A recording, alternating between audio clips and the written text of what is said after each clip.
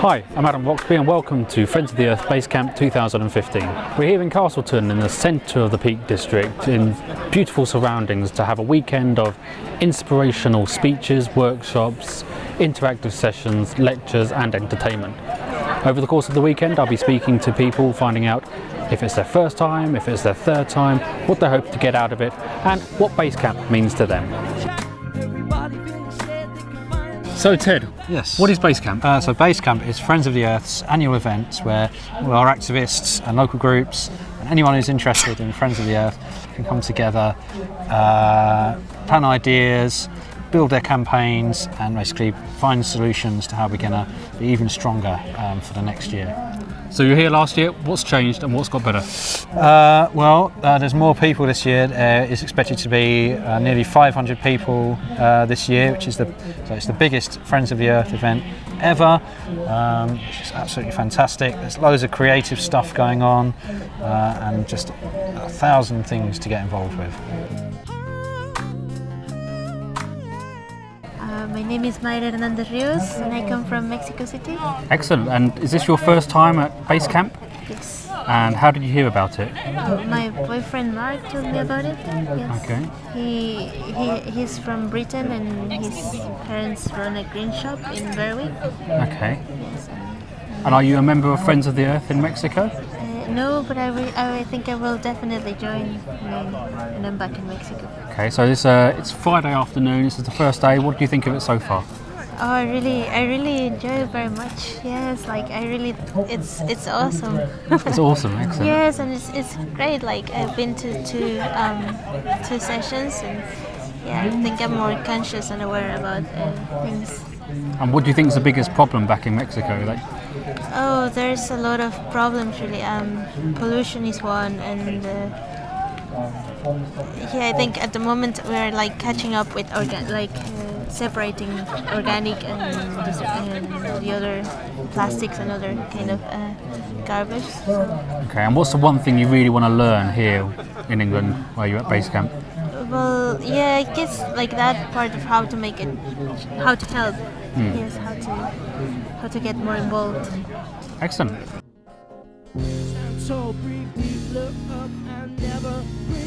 So, here with Aki Smith, it's your first time at Basecamp, what do you think? It is. Yeah, it's a nice atmosphere so far, yeah, and beautiful setting. And I'm all set up and ready to make some pyrography necklaces. Got my woodcraft stools set up. Excellent. And what's pyrography, for those who don't know? Pyrography is the art of burning designs with a soldering iron type tool and into wood. So it's making art. Art from the wood. Art from the wood. So this is your first real involvement with Friends of the Earth. What made you want to get involved with the whole Friends of the Earth? Well, my brother's been involved with it for quite some time, and it's always something that I've been interested in. I do feel that it's important, and I am a friend of the Earth, and I kind of like to get involved more, on the more sort of the campaign and political side of it. Yeah. Excellent. Well, we'll probably pop back and see how you're getting on with your workshops and see what you end up with. Okay, thank you very much.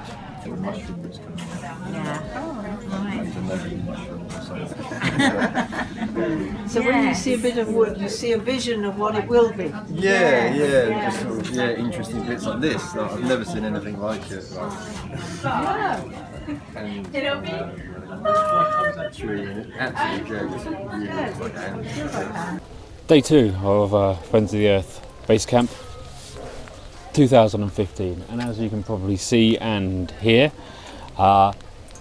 it's raining. It's torrential, and the forecast is it's going to be like this all day. But not to worry, because we here at Friends of the Earth have a plan for every occasion, and no matter the rain, it's not going to dampen our spirits or our enthusiasm to get going with some environmental learning and environmental sharing. So looking forward to another day, the first full day of Basecamp, where we get to learn about some of the great things that are going on within our network and beyond. I just can't wait to get out there in this rain, start seeing what people are doing, and really getting my teeth stuck in. So despite the rain, we're ready here at Friends of the Earth Basecamp here in Castleton in the centre of the Peak District. I'm here talking to Dan, who's also probably known as Spoon Man. Hello. So, what are you doing here at Friends of the Earth Basecamp? So essentially at the moment I'm selling my spoons, but then I'm going to be running workshops and teaching people just some basic knife grips that perhaps they've never thought of how to use a knife before. Like one of the techniques is pulling the knife towards you, which everyone says, oh, you should not do that. But if you do it safely, it can be a really, really good knife grip. And teaching people just not only how to make a spoon, but just how to use wood, how wood works, and just how to use a simple straight knife. Really, Excellent. really, really simple. But then also how to make a spoon. So I'm going to have a quick look at all these spoons down here. So, a whole range of spoons. I suppose when I was looking at them, my first question was, is it safe to use in coffee? Yes, absolutely. Because I was very tempted by, if we can go through some of them, we've got these, These little twig scoops. yeah. So yeah, these are intended for salt, sugar, spices, coffee. Like a lot of people in the spoon community use these little ones for coffee, and because they turn really, really dark, they really retain that smell. If you just always dip it in there, you can always get the same little scoop out. So they're a kind of classic one that a lot of people will use. Okay, and it's not just a simple case of just carving out. There's so many different nuances of sort of patterns and things that affect the wood. What sort of things can affect how the spoon looks? And Well, usually the wood itself, you can't just kind of put a design on a bit of wood and then say, right, that's mine. You can't force the design. Basically, you need to. I usually actually carve the bowl straight into the wood and then see the shape that appears, and then try and incorporate that, because usually you want to follow the grain. So any, like this one, which has got this really kind of like long crank on it, and you see where the bark is, and then you can actually see where it follows the grain all the way, and that's where it's really, really strong. Because if it's a straight piece of wood and I just went in, then it's going to be really, really weak.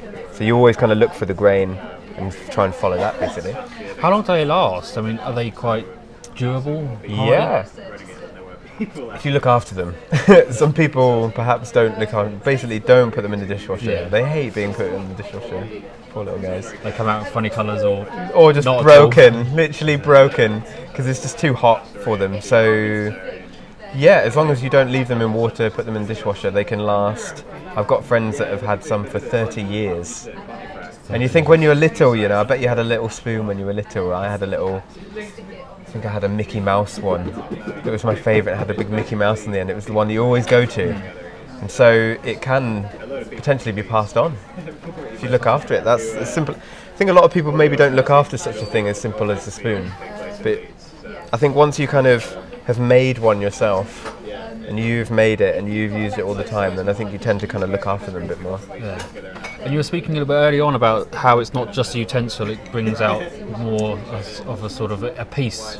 Yeah, I think it's just more of a connection to your surroundings, to trees. When you walk through a woodland, you don't just now see there's trees, you see, oh, that's a sycamore, that's really good for that, oh, that's a beech, that's really good for that, or what's that lying on the floor that'll have some really amazing pattern in. And so then you start to care more.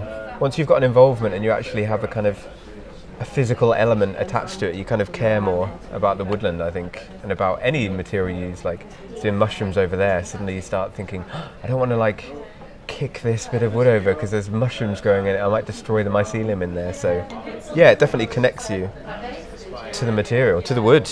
Which one would you say is your favourite? Well, that was the question earlier, wasn't it? And I think probably this one at the moment. This is the one that I've brought. This was like the first little kind of just playing around with like a little shovel shape.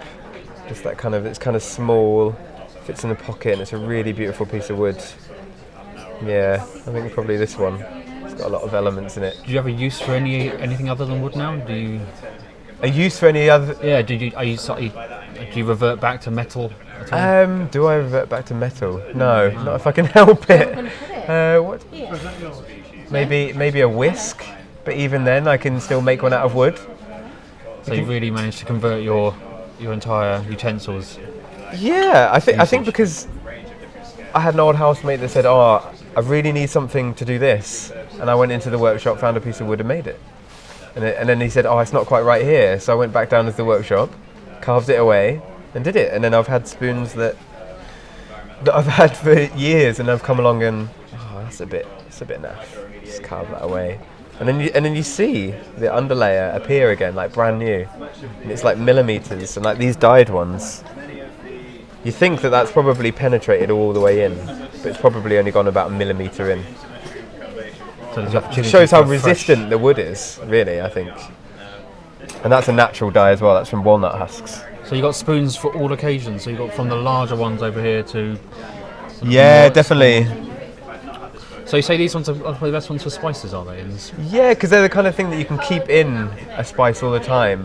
You know, like if you use a spice all the time, like a lot of Indian people will have they'll have a special spoon, kind of like something long and like this. They're always putting this spiceless food on, and then they start to bring out the colour of how you use them. And these ones are amazing because they came from a ginkgo tree. And we were doing some direct action for Leeds community projects, and so we were in these amazing glass houses that could have been used. And there's a ginkgo tree, and wow, that's really rare, right? Chop off a little branch, make these little scoops, and I gave the first batch away to all the people that were staying overnight, and now this always reminds me of that, like. So you made the connection. Yeah, absolutely. And then like the wood is also beautiful. So final question: you're going to be helping and teaching people to make these. How difficult is it to? Well, to give you an example, I think it used to take me a whole day to make one spoon, and even then I had to sand it because none of these are sanded. They're all just knife finished. So that then takes a lot more skill. But 2.5 hours, I've already roughed out the blank for them, so there's already kind of like a bit of the shape in there, and then they'll learn 3 or 4 grips that will get them carving the bowl, and you're getting to use a spoon knife, which most people don't get to use, which is really cool. And then they can make their own spoon that I'm really hoping I will see them in the dining hall using. So 2.5 hours, you can make something which you could, in a sense, pass on. Yeah, I think with obviously expert tuition. Excellent. Well, Dan, thanks very much. Yeah, great. Nice to chat to you.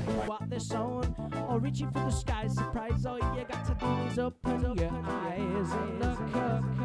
Would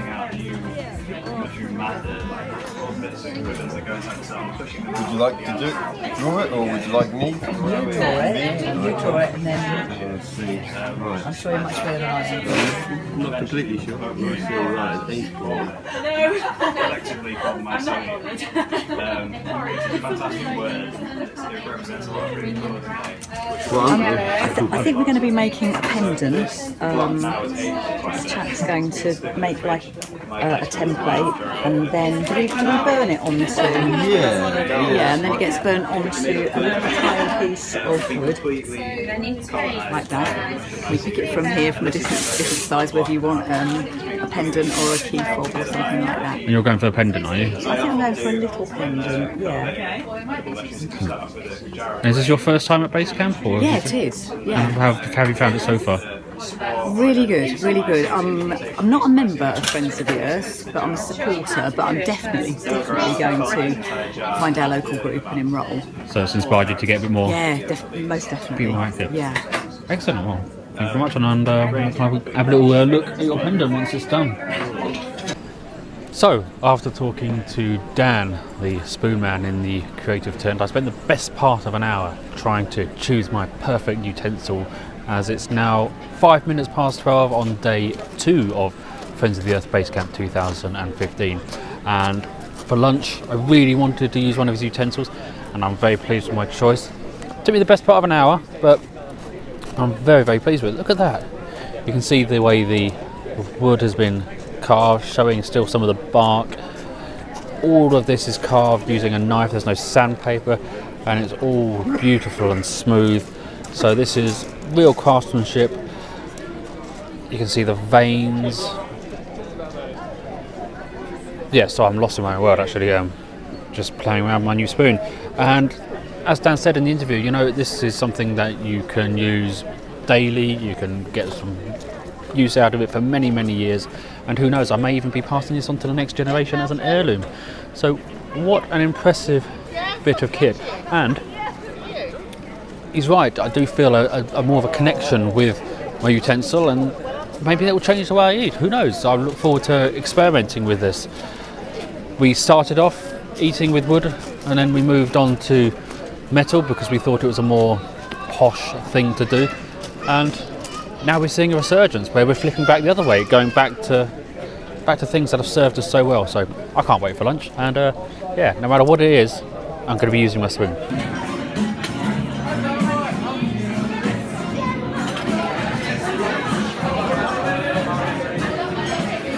So here in the busy community kitchen, and we're at the Real Junk Food Project, who are going to be cooking us our dinner for tonight. So could you tell me who you are and what's going on here? Yeah, so my name's Joshua Lawson. I'm from the Real Junk Food Project. The cafe I'm from, the Real Junk Food Project is a network of cafes. All of them work around two principles. The first of all is that all the food that we use is food that's intercepted, so food that otherwise would have gone to landfill or anaerobic digestion or otherwise have been thrown away.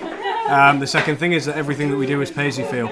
So those are the two things that links all the cafes together. I personally are from a cafe in Leeds, part of in Armley, and that's where all this food has come from today. Whereabouts do these things actually come from? Have you taken them from bins? Do you have deals with supermarkets? Right. So it's quite easy to rule out at the moment. Nothing that is here will have come from a supermarket that they knew about. We have had increasing stuff with them saying, because of the law in France, they're more interested. Tesco and Fairshare have done something, but ultimately supermarkets, no. So there is some stuff here that has come from supermarket bins where they've already thrown it away and reclaimed it, particularly things like herbs and spices they throw away everything. A lot of the parsnips have come from a wholesaler in Leeds.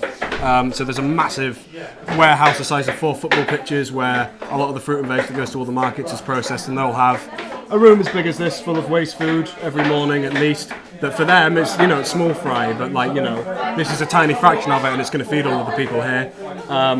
There's stuff from Suma, the wholesaler. A lot of the stuff that they have, they're a cooperative, so they're quite interested in making sure the food that they use.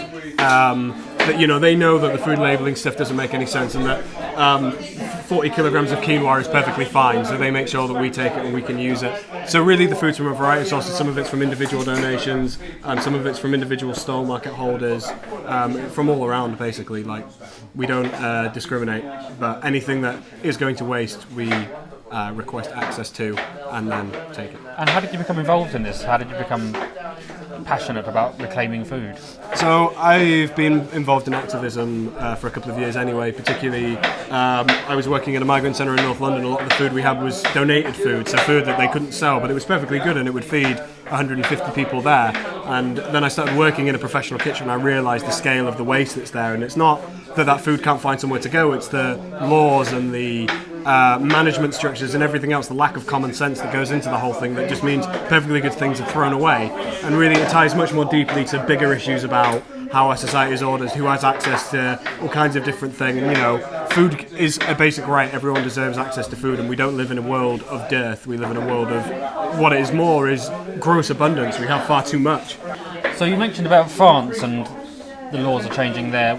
How do you find, is that where you find your hope and your optimism for the future, that there can be a similar sort of thing happening here? It's a very, very small thing. The whole point about all of this and why supermarkets in the UK are trying to get on the bandwagon now is that they don't want a law. They don't want to have to do anything. The law in France stipulates that food that they would have otherwise thrown away, they just have to give to charities. What happens after that is to do with the charities, and really what the UK supermarket is looking at now is they want to maintain their image. They're not doing it because they actually are concerned about food that goes to waste, because they send it to anaerobic digestion and they have their own dialogues, CSR dialogues about what happens to it. In some ways it would be good, it would mean more food would go to more people and all that kind of thing, but ultimately it's not addressing the fact that the way that we value things and things are priced and all this kind of things, how it's labelled, means that the food is still going to waste. It's just, for the supermarkets, it's just one less thing they have to worry about. They'll now pay someone less money to deal with their waste, and they'll just give it to a charity. And it is quite a difficult narrative once it's established. So once supermarkets are giving their waste away and can say, look, we're really trying to help. It's a tiny, tiny percentage of the total amount of waste. Not the stuff that's left in the field because of the contracts they have with farmers, the stuff that doesn't make it through the warehouse because it's mislabeled, or they don't think it's going to sell, so they just dump it. The pallets of food, all these cherry tomatoes that we have here, there's a couple mouldy, maybe 6 mouldy tomatoes in a crate of about 200, 300 tomatoes. For that's just off. It's not worth their time to deal with those kind of numbers. And it's crazy. The scale is huge. It's a massive thing. So allowing supermarkets to get the praise for doing something that ultimately is insignificant and is not going to result in any kind of systemic change is a positive step. And it's good that people are thinking about that and thinking they should be held responsible. But ultimately, though the system is still going to be established there, it's like looking at a food bank. Like, food banks are good. You wouldn't want to say they're not there, but they're essentially logistical exercises in getting food to hungry people. You don't want to. Ultimately, you wouldn't want them to exist. You want people to be fed. Like, they're the end of a bad system kind of thing. They have to redistribute things because so many people don't have it. And similarly with this kind of, with the waste that you might see from a law about food being given to charities, it's going to make it look like lots of people are accessing things when they're not. It's all these final mechanisms that are trying to make sure that the resources are going to the people that need them, because we can't organise it any other way. If the supermarket doesn't want to give it to you, tough. Like, you know, there's Fair Share is the big charity that deals with it, and they're dealing with dozens of warehouses full of food. That's 5% of the total amount of food waste in the UK. And supermarkets just don't want to engage with it because they're ashamed of how much food they throw away. So finally, what can people do if they're sort of concerned on an individual level? Is there anything you can do as an individual, or? You can be... Lots of different groups will tell you that it's consumers that produce the most waste. It's consumers that buy too much and sell it. Supermarkets are there to sell you things. They're there to sell you more stuff than you need. They're there to sell you stuff you never thought you needed. Like, moderate your own consumption. What you do as a response, don't feel guilty as an individual if you throw away half a pie because you can't finish it and it's gone a bit spoiled. That's the way it is. Just reflect upon that fact. Trying to integrate it further into how you use things. And be creative, like understand seasonal veg, what is available. Think about areas and groups that could use your support and things like that. Essentially be active, don't be passive, be engaged in things and just try and moderate yourself. Like, I'm not going to say anyone here, it's your fault that you throw away food waste, because it's ridiculous. Like, I throw away food at home, like when it spoils, because that's an inevitability of having perishable goods. That isn't the same as saying corporations aren't to blame and people are. Like, it's, be responsive for the situation you have, whatever you can give and whatever you can take. Try and be responsive to that fact. Excellent. And what can people do if they want to find out more about you and your organisation? We've got lots of cafes around the UK in lots of different cities and places. If they go to the realjunkfoodproject.com, there's a map on there of all the different ones throughout the UK and within Europe and around the world. They can have a look on there. There's contact details. They can always drop in. For the pay-as-you-feel system, we value time and skills as much as financial contributions. So if you want to go there and eat the food, because we're here to reduce waste. That's our grand MO.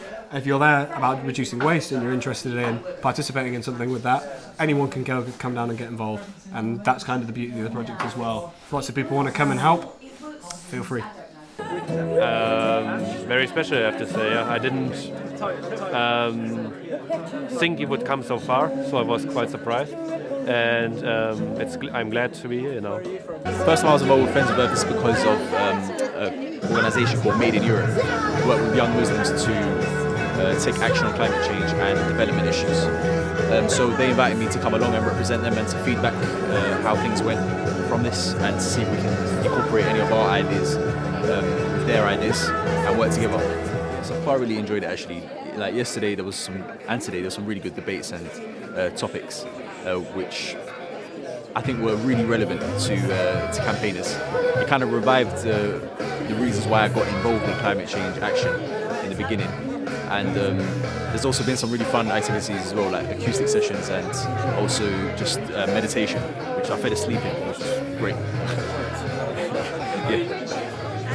There's a lot of work going on in the faith organisations at the moment, but to mobilise them together, I think that's where the key issue is really, because a lot of people want to work together, they just haven't got the systems to do so. And I think initially that needs to be done on a local level, so it needs to be, first of all, it needs to be very successful in people's own communities before it can move on to other communities.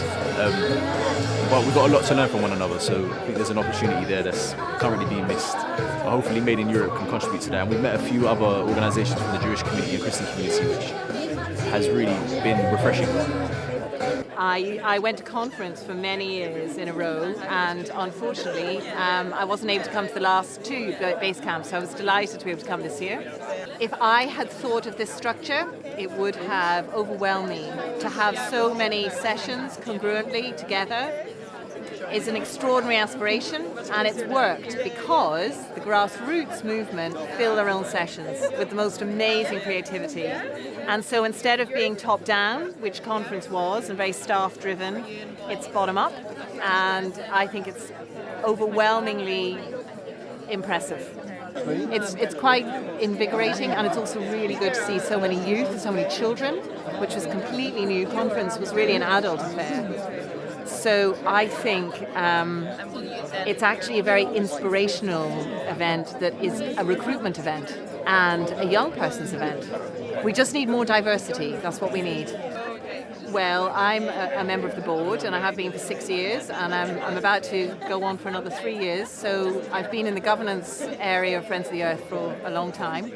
So for me, seeing all of this reminds me of why we're the best green organisation, because we have everything. We have our fingers on the ground, and we know exactly where we're going in terms of policy. So that's what makes us the best in our sector. Doing this day 3 of Friends of the Earth Basecamp 2015, and after a very late night last night, we're back once again for another day where we just close up and wrap everything up, and really today's more about a celebration now of everything that we've done and looking forward to the future. So we've already had the visual review where we've heard from groups from around the network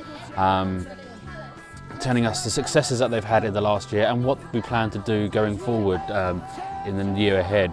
We've already got the road to Paris, these crucial climate talks that are happening at Paris, and we hope to have a good, strong, binding agreement.